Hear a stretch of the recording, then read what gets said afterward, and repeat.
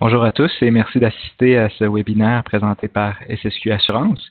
Je me présente Jean-François Pacanam, conseiller en gestion de l'offre de fonds de placement chez SSQ. Nous sommes heureux de vous présenter aujourd'hui Charles Nadim, co-chef des actions et gestionnaire de portefeuille Actions canadiennes chez Jerry Slawski, ici pour nous parler de leur stratégie d'action canadienne et leurs perspectives de marché. Sachez que s'il reste du temps à la fin, il nous fera plaisir de répondre à une ou deux questions que vous pouvez poser via la section Q&A de votre interface WebEx. Sachez que vous pouvez aussi communiquer en tout temps avec votre représentant SSQ Assurance afin de poser toutes vos questions. Sans plus tarder, Charles, la parole est à toi. Super, merci Jean-François et bonjour à tous. Alors, écoutez, juste avant de commencer, je présente 9 fois sur 10 en anglais. Aujourd'hui, je vais présenter en français. Si j'utilise quelques termes en anglais, je m'en excuse d'avance. Mais on va commencer, s'il te plaît, avec la page numéro 2. Alors, on va parler de performance du portefeuille et perspective. Mais avant ça, je voulais passer peut-être un petit 10 minutes pour vous parler d'une compagnie que je trouve extrêmement intéressante pour quelqu'un qui a un horizon comme la nôtre, qui est celle entre 10 et 15 ans. Si on regarde les 4 critères de sélection que nous avons, cette compagnie-là a un potentiel de croissance séculaire parmi les plus intéressants au niveau mondial. Son bilan financier est extrêmement solide. D'ailleurs, c'est le plus solide au niveau mondial. Quand on regarde le critère de gouvernance, la gouvernance est clairement supérieure et une des meilleures au point de vue mondial. Et finalement, l'évaluation est extrêmement attrayante. Et cette compagnie-là, c'est le Canada. Alors, je pense que on va passer juste quelques minutes là-dessus parce que c'est vraiment un moment intéressant de parler du Canada. C'est une action qui bien sûr, c'est pas une compagnie, mais si on regarde nos critères, on trouve que le Canada est sous-évalué et offre des perspectives de croissance beaucoup plus intéressantes que le marché lui donne le crédit.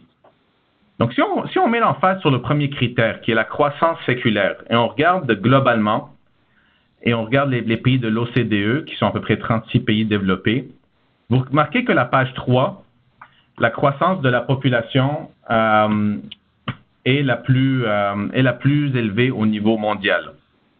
À peu près 1,2% de croissance de la population, dont 2 tiers est causé par la migration, 1 tiers causé, bien sûr, par naturel. Donc ça, c'est une taux de croissance qui est à la base de toute économie et Canada se positionne assez bien pour cette partie-là. Si on regarde la page suivante, et une des remarques que j'entends, c'est que oui, c'est vrai, on a le pourcentage le plus élevé, mais on est seulement 30 millions, une fraction de nos voisins américains, par exemple. Et lorsqu'on met ça en point de vue absolu, on regarde à peu près, on parle du Canada qui attire à peu près 300 000 individus par année, qui se classe quand même 4e en termes absolus. Ça, c'est en termes de flux d'immigration. Mais ce qui est plus intéressant et ce qu'on ne discute pas souvent, c'est la page suivante, qui est la page 5. Le Canada est extrêmement pointilleux quand ça vient à sa politique d'immigration. On a le pourcentage le plus élevé au monde de quelque chose qui s'appelle la catégorie économique. C'est une autre façon de parler du talent, si vous voulez, et de l'éducation des gens qui viennent au Canada. Et c'est un niveau qui est extrêmement élevé et j'ai mis ici, par exemple, nos voisins américains par rapport à notre 64%, à peu près seulement 15% des immigrants qui vont aux États-Unis sont catégorie économique. Et lorsqu'on combine cette catégorie économique avec le nombre de la population qui vient au Canada, et on passe à la page 6, on attire le talent, on attire le plus de talent au niveau global. Donc, en termes absolus, 170 000 par année. Et ça c'est la base. Pensez-y si vous êtes pour investir dans une compagnie et vous savez que celle-là, elle attire le plus de talent. Les perspectives pour l'innovation et la création d'emplois et la création de compagnies, pour point de vue investissement, sont clairement très attrayants. Et on le voit. On le voit depuis plusieurs années maintenant, surtout dans la petite et moyenne capitalisation. On voit de plus en plus de compagnies canadiennes qui émergent. D'ailleurs, le Toronto est le centre mondial qui a la plus grande concentration de compagnies de start-up dans l'intelligence artificielle. Donc, ça commence vraiment à être visible. Donc, critère numéro 1, lorsqu'on regarde à la croissance soutenable sur les 5, 10, 15 prochaines années, le Canada a une base assez attrayante. Mais ça, c'est ce qui est en termes d'immigration. Si on regarde la page 7, qui est la population actuelle au Canada, eh bien, le Canada a la population la plus éduquée, point de vue mondial. Encore, ça, c'est l'OCDE. Non, ça, c'est d'ailleurs le monde. Si on regarde la partie de la population âgée de 25 à 34 ans, avec des études postsecondaires, on se classe extrêmement bien. Donc, on a une population très éduquée et on attire le plus de talents globalement. Donc, ça, c'est ce qui nous donne la confiance que la croissance qu'on voit au Canada va être soutenable et va créer de plus en plus d'entreprises investissables de grande qualité. Page 8, écoutez, si vous pensez, mais pourquoi est-ce que les gens viennent au Canada? Bien sûr, c'est un beau pays, mais le Canada se classe encore une fois deuxième derrière la Suisse.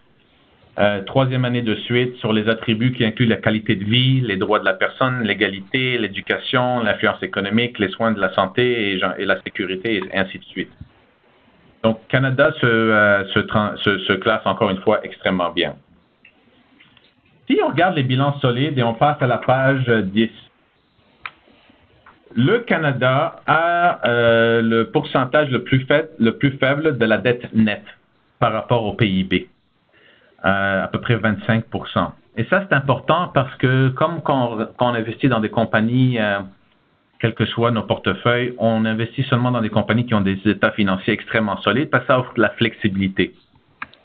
Dans ce cas-ci, bien sûr, Canada ne va pas acheter un autre pays, mais il peut clairement investir dans le talent, dans l'infrastructure et ainsi de suite pour augmenter la croissance organique et aussi offrir de la flexibilité si on tombe en récession. Donc, on a des ammunitions beaucoup plus élevées que quel autre pays développé. Donc, le pourcentage très faible de la dette nette par rapport au PIB. Et puis, on est assez bien discipliné quand on regarde la page 11 en termes de solde budgétaire du gouvernement, un déficit qui est assez faible. Écoutez, il y a juste les Allemands qui sont encore plus conservateurs que nous, mais le Canada a moins d'1% de déficit par rapport au PIB. Se classe quand même très bien. La base d'une économie, c'est bien sûr le système bancaire. Et puis, écoutez, je ne sais pas combien d'années, ça fait plusieurs années qu'à la page 12, vous voyez que le Canada se classe numéro 1. On a le système bancaire le plus solide et on l'a vu dans la crise financière. Parmi 140 pays, le Canada se classe numéro 1. Donc, premier critère, c'était croissance, population très éduquée, l'immigration qui offre beaucoup de potentiel, un état financier extrêmement solide et de la discipline quand ça vient au budget. Par la suite, critère numéro 3, c'est la gouvernance. Et puis là, je ne vais pas parler de la personne qui est à la tête du pays parce que ça change aux 4 ans, mais quand même, si on regarde la page 14, et on regarde le point de vue état de droit, marché ouvert et efficacité réglementaire, le Canada se classe numéro 6 mondialement, qui est quand même un classement assez positif. Et lorsqu'on parle de la page 15, alors la page 15, on regarde la gouvernance. Vous savez, la gouvernance pour nous, c'est un item très, très important. On est cofondateur de la Coalition canadienne pour la bonne gouvernance. C'est complètement intégré dans notre processus. Et lorsqu'on regarde au côté gauche de la page 15, et ça c'est si vous voulez, des rankings de Sustainalytics, où est-ce qu'on montre que le Canada est supérieur à la moyenne lorsque ça vient aux femmes, au pourcentage de femmes au conseil d'administration, le pourcentage d'administrateurs qui sont indépendants. Le Canada est plus haut que la moyenne. Et quand ça vient au risque, à droite, où est-ce que plus bas c'est mieux, la dualité de la présidence, ou le risk score de ISS, le Canada se classifie aussi assez bien. Donc, point de vue gouvernance, c'est pas surprenant. C'est un marché qui est assez efficace et le Canada a d'ailleurs une gouvernance qui est assez bonne et ne cesse de s'améliorer. Finalement, point de vue évaluation, j'aurais pu vous montrer 30 différents graphiques qui font le cas. Nous, on regarde ça vraiment très long terme, 5 à 10 ans. Notre portefeuille, présentement, offre des rendements parmi les plus intéressants, malgré la hausse qu'on a vue. Écoutez, la hausse cette année, c'est une des plus fortes hausses depuis 100 ans en termes de début d'année, mais lorsqu'on regarde, on prend notre portefeuille, on regarde les 5 prochaines années, on s'attend à du rendement de 13 à 15 incluant le taux de dividende. Et on est encore à un discount, si vous voulez, par rapport aux autres indices mondiaux. Donc, point de vue évaluation long terme, le Canada offre beaucoup de perspectives. Nous, on parle comme j'ai dit, des rendements entre 10 et 15 Et dans nos rendements, on n'inclut pas d'acquisition. C'est vraiment des rendements basés sur la croissance organique de nos compagnies. Donc, le message que je voulais dire avant de rentrer un peu plus en détail, c'est que le Canada vraiment remplit les 4 critères. Aujourd'hui, quand je rencontre des investisseurs, j'entends souvent des gens qui soit réduisent leur exposition au Canada. Ils regardent ça en disant, mais c'est 4% du marché mondial, et puis c'est des banques et des compagnies d'énergie, mais c'est vraiment plus le cas. C'est sûr que je ne veux pas être trop optimiste, il y a des risques. Le risque numéro 1, qui est la page 19, on parle souvent d'une bulle immobilière, mais lorsqu'on regarde le Canada, qui est le deuxième plus beau, le pays avec le deuxième plus intéressant au monde en termes c'est l'immigration qui est la plus forte, pourcentage et absolu en termes de talent, eh bien, nos provinces qui ont augmenté beaucoup en termes d'évaluation de l'immobilier, mais on se classe quand même assez bien par rapport à des centres urbains au niveau global. Donc ça, c'est le prix par pied carré en dollars américains pour une habitation en centre-ville. Et même Vancouver, qui est assez cher, est pas mal plus bas que certains pays attrayants mondialement en termes de centres importants, des villes importantes au niveau mondial. Donc, on ne dit pas que ça va continuer à augmenter 10-15% par année, mais on dit lorsqu'on regarde Vancouver, Toronto, puis on met ça en perspective globale, c'est pas si pire. Et finalement, en termes de niveau d'endettement, oui, le niveau d'endettement a augmenté, mais moi, je dirais qu'il devrait avoir une corrélation entre le niveau d'éducation de la population et le niveau d'endettement. Encore une fois, c'est pas pour dire qu'on peut augmenter à ce taux jusqu'à l'infini, mais lorsqu'on regarde nos niveaux d'endettement par rapport à d'autres pays développés, c'est pas si pire, et spécialement lorsqu'on inclut le niveau d'éducation de la population. Maintenant, ce que je dis qui est assez positif pour le Canada, on passe à la page 20. À la page 20, c'est, écoutez, le Canada est le pays avec la plus forte croissance économique depuis 10 ans maintenant. C'est quelque chose que je ne sais pas si c'est bien compris point de vue des participants de marché, mais explique le fait que, malgré le fait que le Canada fait très bien, et c'est en ligne avec ce que les premières sections dont j'ai parlé, mais ça ne fait pas transiger avec si on regarde la performance des marchés canadiens, on a fait assez bien au Canada, du 10-12% sur le long terme, mais on a sous-performé, par exemple, le marché américain. Et le message que je veux laisser avec vous aujourd'hui, c'est que je pense que sur les prochaines 5 à 10 années, à 10 ans, ça va être assez différent. Moi, j'ai plusieurs paris ici que le Canada va être parmi, sinon le pays le mieux performant, point de vue marché, sur les 10 prochaines années. Et la raison est à la page numéro 22. Donc, si on regarde le Canada et on recule, ça, c'est vraiment la composition de notre portefeuille, le portefeuille d'actions canadiennes chez Jarislowsky Fraser. Et on regarde la composition de ce portefeuille en 2007 et on le compare à 2019.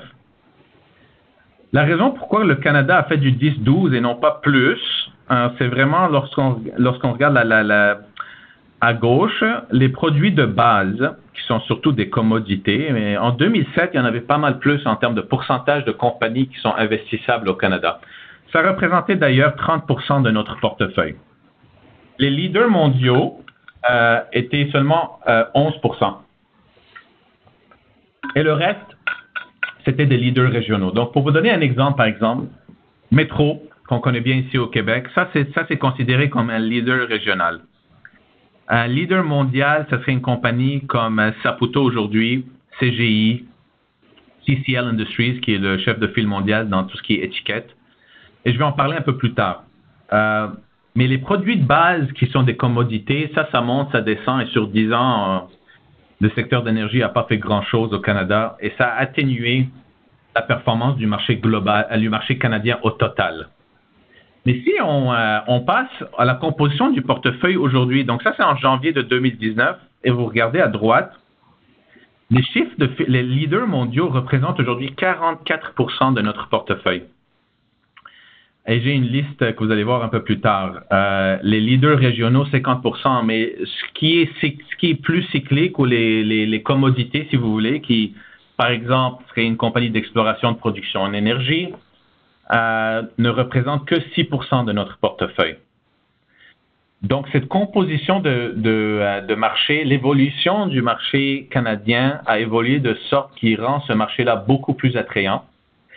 Ce qu'on aime, c'est que ces chefs de file mondial, le leader mondial, sont dans des industries non cycliques, avec une perspective séculaire de croissance intéressante, dans des industries dont les barrières à l'entrée sont élevées. C'est des compagnies qui ont des états financiers très solides. C'est vraiment des compagnies qui remplissent nos critères, qui représentent 45% de notre portefeuille. Maintenant, pas toute industrie est globale. On a des modèles d'affaires qui sont régionaux. Et même dans ça, Canada se classe extrêmement bien. Pourquoi? Mais parce qu'on a une belle balance entre le consommateur et les profits corporatifs. On a un régulateur qui est assez balancé. Et ça se voit dans des secteurs comme la télécommunication, comme les services financiers. Mais lorsqu'on regarde les chemins de fer, par exemple, Canadian National Railway est le chemin de fer le plus efficace mondialement. On a les pipelines, les métros de ce monde. Donc, c'est une très belle balance qu'on a maintenant au Canada.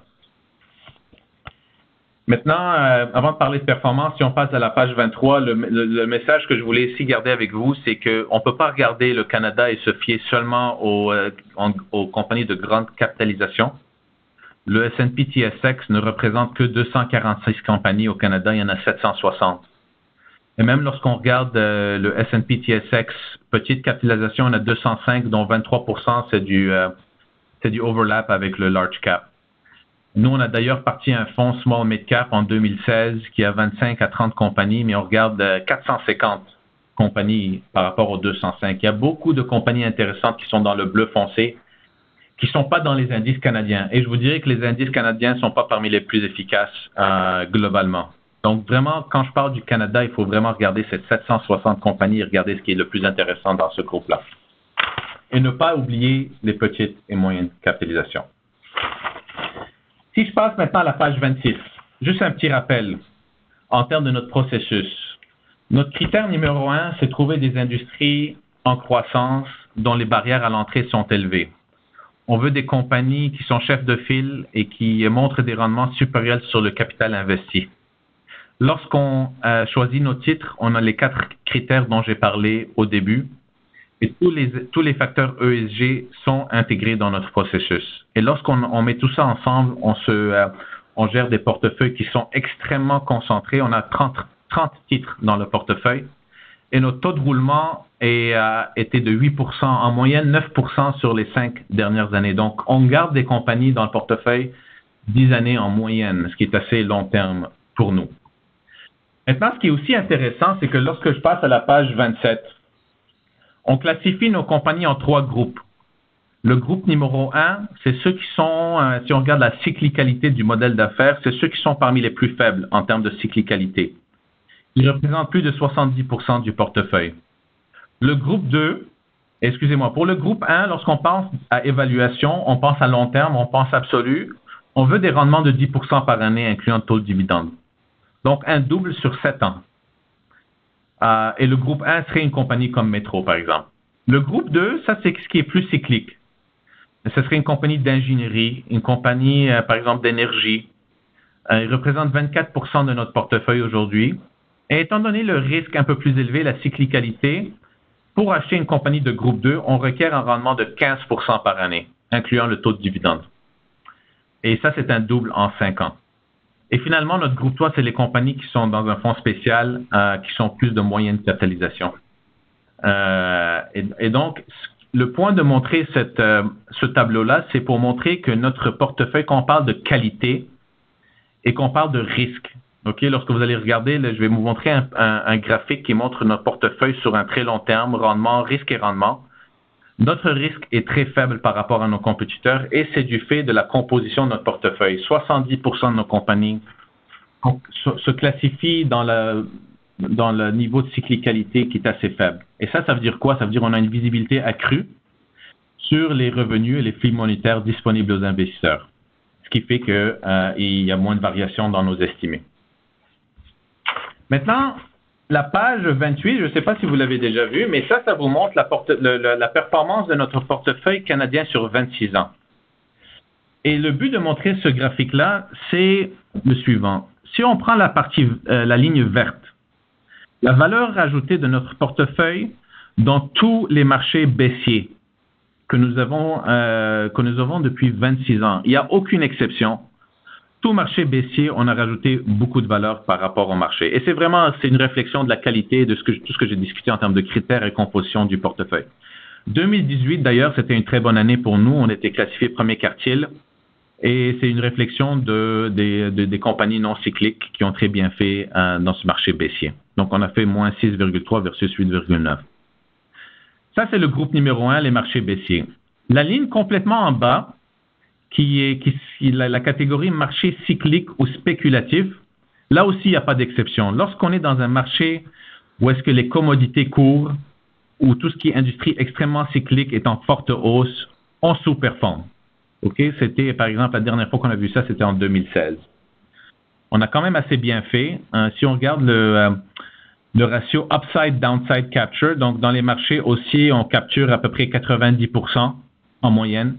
Dans les marchés baissiers, on protège à peu près à 50%. Donc, sur le très long terme, on rajoute à peu près 200 points de base par-dessus le marché. Donc, la section verte, c'est les marchés baissiers. La section bleue, au fond, en bas, c'est les marchés très cycliques. Si on exclut ces deux marchés-là, ce qui nous reste, c'est les marchés au milieu, qui sont les milieux de cycle. Et ces marchés-là, si vous regardez, 90% du temps, on rajoute de la valeur. Donc, il y a une consistance vraiment très visible qui vient du processus et de nos critères de sélection et de la qualité de notre portefeuille. Et ça, c'est un graphique, je pense, qui un peu démontre ces tendances-là sur une période qui est assez longue. Page 29, c'est encore une fois le graphique risque-rendement sur une très longue période, 5 ans. Mais 5 ans, j'aurais pu vous montrer d'autres, mais ce qu'on veut, c'est vraiment en haut à gauche. Haut étant le rendement et à gauche étant le faible risque. Donc, on se classifie assez bien pour ce qui est du risque-rendement.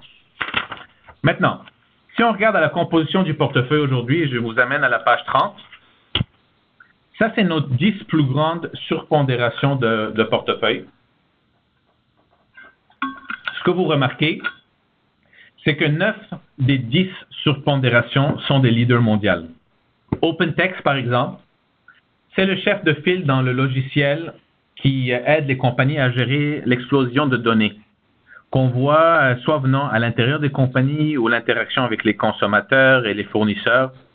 Ça prend des logiciels, surtout avec tout ce qui est maintenant gouvernance.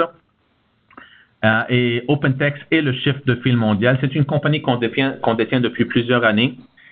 Et si vous regardez les titres de technologie qu'on a dans le portefeuille, vous allez voir qu'il y a une très grande consistance. C'est seulement des compagnies de logiciels ou de services qui ont des pourcentages de revenus très récurrents. Donc, si vous regardez OpenText, 75% des revenus sont récurrents année après année, à des marges brutes au-dessus de 70%, avec une très haute visibilité. Et nous, tout ce qu'on fait, c'est vraiment modéliser la croissance organique.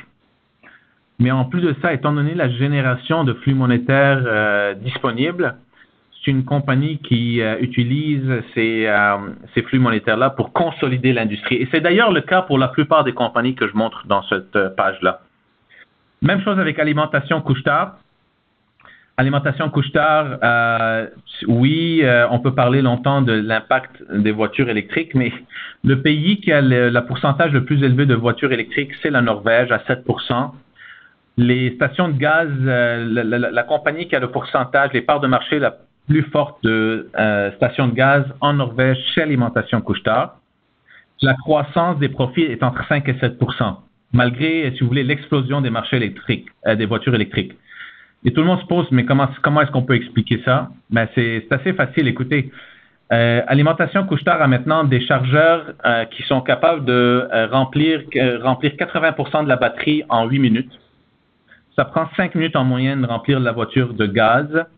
pendant ces 8 minutes-là, vous allez dans le magasin et l'offre de service ne cesse de s'améliorer versus des produits alimentaires de plus haute qualité. Donc, les gens arrêtent au magasin pour manger et ce qui fait qu'en plus de ce 80% en 8 minutes, les profits continuent à augmenter malgré l'explosion des voitures électriques. Et on pense que le marché s'est consolidé, mais reste extrêmement fragmenté. Il y a des potentiels de croissance des organiques, mais aussi de consolidation extrêmement intéressantes pour Couche-Tard. Et je peux continuer comme ça. Je vais laisser la place pour des questions. Mais que ce soit CGI, qui est maintenant un des top 2 mondialement, Accenture et CGI sont les chefs de file mondial point de vue consultation. CCL Industries, qui est dans tout ce qui est étiquette de haute assez avancée. Saputo dans le processeur de produits laitiers. Vous avez peut-être vu les articles dans la presse, notre position dans Restaurant Brands, qui est l'ancien Tim Hortons. Il y a vraiment le seul chef de file régional ici, c'est Canadian National Railway. Et sinon, on a du Manuvie. Donc ça vous montre un peu nos 10 plus grandes surpondérations. Et en termes de contribution à la performance à la page 31, ben ça, c'est juste pour montrer qu'est-ce qui a bien fait, qu'est-ce qui a moins bien fait en 2018. Thomson, CGI, Métro, Couche-Tard, ça, c'est toutes des compagnies non cycliques qui ont bien protégé dans un marché baissier. Et d'ailleurs, je vous dirais que lorsqu'on regarde les 10 prochaines années, étant donné notre surpondération dans des leaders mondiaux, moi, je parierais qu'on va encore protéger mieux dans des marchés baissiers parce que les compagnies peuvent déployer leur capital non seulement au Canada, mais globalement.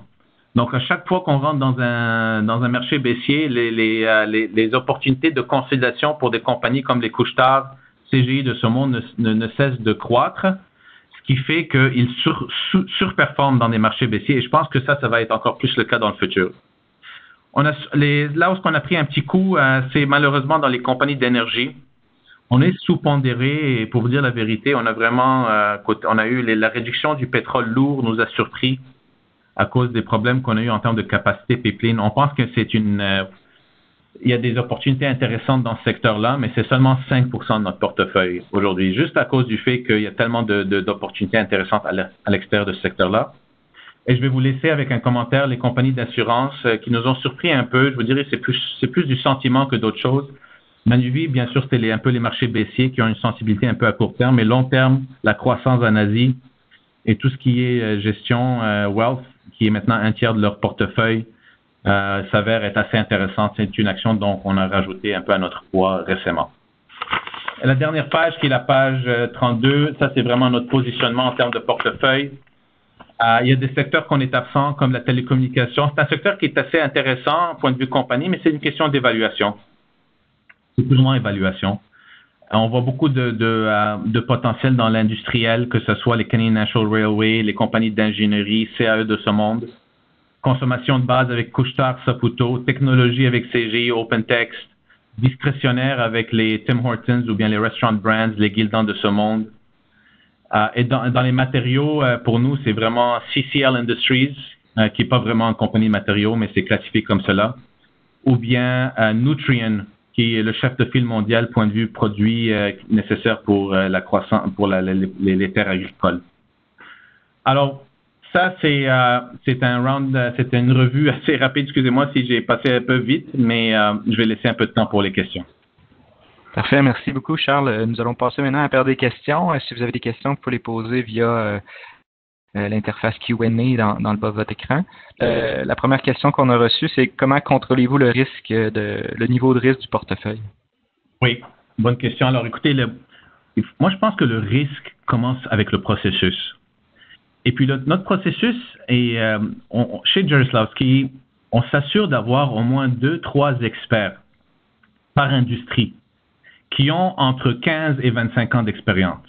OK, donc pensez au niveau de débat à l'interne. Si on avait un spécialiste en technologie qui présente ses idées et le reste, puis j'ai vécu ça dans un autre emploi avant, le niveau de débat était assez faible. Mais ici, le début du risque commence avec nos analystes qui sont, d'après moi, les meilleurs dans l'industrie. Et on s'assure d'avoir au moins 2 à 3 experts. Et ça réduit le risque. Par la suite, c'est les qualités de compagnie qu'on achète, étant donné le 70% plus non cyclique. Ça joue un grand facteur, ainsi que les états financiers qui sont extrêmement solides. Donc, quand on combine ces éléments-là, c'est ce qui fait, Jean-François, que quand tu regardes le graphique à long terme risque-rendement, on est en haut à gauche, vraiment bas risque avec une valeur ajoutée intéressante. D'accord, c'est intéressant. La deuxième question qu'on a reçue, c'est quelles sont les implications d'un portefeuille plus global en période de récession? Alors, on n'a pas encore écouté la dernière question. Maintenant, elle date quand même de 10 ans. Et puis, j'ai montré le graphique à quel point le portefeuille a évolué depuis ces 10 dernières années. Alors, moi, ce que je vous dirais, c'est que lorsqu'on regarde les 10 prochaines années, je pense que le portefeuille et le marché canadien va être un des meilleurs performants, surtout notre portefeuille, lorsqu'on regarde les marchés baissiers. Et c'est vraiment, ça retourne au point de vue, le type de compagnie qu'on détient. 70% non cycliques, mais c'est des compagnies et des modèles d'affaires qui génèrent beaucoup de flux monétaires et dont leur potentiel d'acquisition n'est plus seulement le Canada, mais c'est vraiment le global. Et puis, prenons une compagnie comme Saputo comme exemple. Ils sont numéro 3 aux États-Unis, mais ils ont seulement 10% de part de marché. Ils n'étaient même pas en Australie en 2012. Aujourd'hui, ils sont numéro 1 en Australie. Là, il y a des rumeurs qu'ils vont acheter en Nouvelle-Zélande. Ils ne sont pas en Europe, ils ne sont pas au Brésil. Mais avant ça, c'est une compagnie canadienne avec un peu d'exposure aux États-Unis. Donc, quand on va rentrer dans des récessions, des marchés baissiers, un, c'est qu'on a des compagnies qui sont moins cycliques, mais deux, surtout, c'est que ces compagnies-là ont des états financiers extrêmement solides et peuvent faire des acquisitions partout dans le monde. Et le marché, quand on rentre dans des situations comme ça, le sait et s'attend à faire mieux que d'autres compagnies, même des compagnies qui sont non cycliques mais non globales. Donc, conclusion, je pense qu'on est bien positionné pour faire bien dans l'upside, mais aussi bien protégé dans les marchés baissiers. Bien, merci beaucoup, Charles. Très intéressant. Donc, ceci conclut la présentation. À tous ceux qui ont écouté le webinaire, merci de votre participation. Puis, revenez-nous en mars pour un prochain webinaire. Bonne journée à tous. Merci.